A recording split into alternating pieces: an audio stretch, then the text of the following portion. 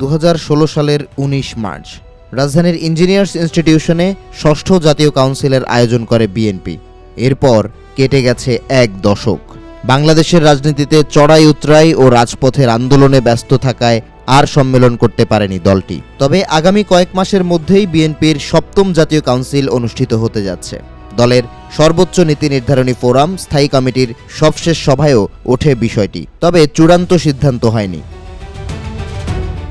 সম্প্রতি দেশের এক বেসরকারি গণমাধ্যমকে দেয়া সাক্ষাৎকারে বিষয়টি নিশ্চিত করেছেন মির্জা ফখরুল ইসলাম আলমগীর। এ সময় তিনি জানান, রাজনীতি থেকে অবসর নিতে চান তিনি, কারণ তিনি খুব ক্লান্ত। বিএনপি মহাসচিব বলেন, কাউন্সিলের পর অবসর নিতে চান তিনি। অসুস্থতা আর বার্ধক্যের কারণে এই সিদ্ধান্ত নিয়েছেন।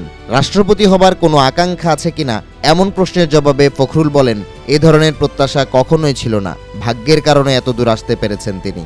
খন্দকার দেলোয়ার হোসেনের মৃত্যুর পর 2011 সালের মার্চে বিএনপির ভারপ্রাপ্ত মহাসচিব হন মির্জা ফখরুল ইসলাম আলমগীর।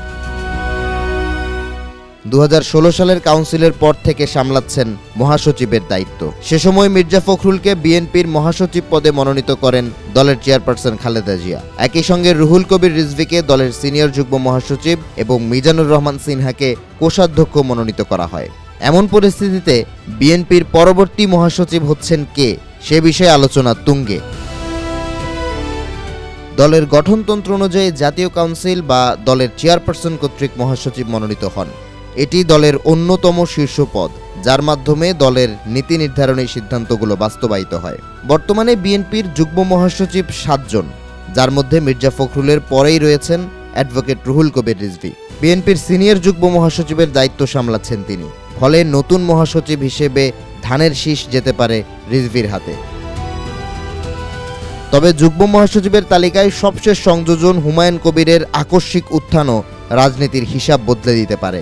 পররাষ্ট্রমন্ত্রী হবার দৌড়ে এগিয়ে থাকলেও তারেক রহমানের পররাষ্ট্র বিষয়ক উপদেষ্টার দায়িত্ব পালন করছেন তিনি। তবে সরকার গঠনের পর রুহুল কবির রিজভীর কোনো মন্ত্রণালয় না পাওয়া দলের নতুন মহাসচিব হবার বার্তা দিচ্ছে বলে মনে করছেন অনেকে। আর নির্মোহ চরিত্রের ফলস্বরূপ রাষ্ট্রপতি হতে পারেন মির্জা ফখরুল ইসলাম আলমগীর।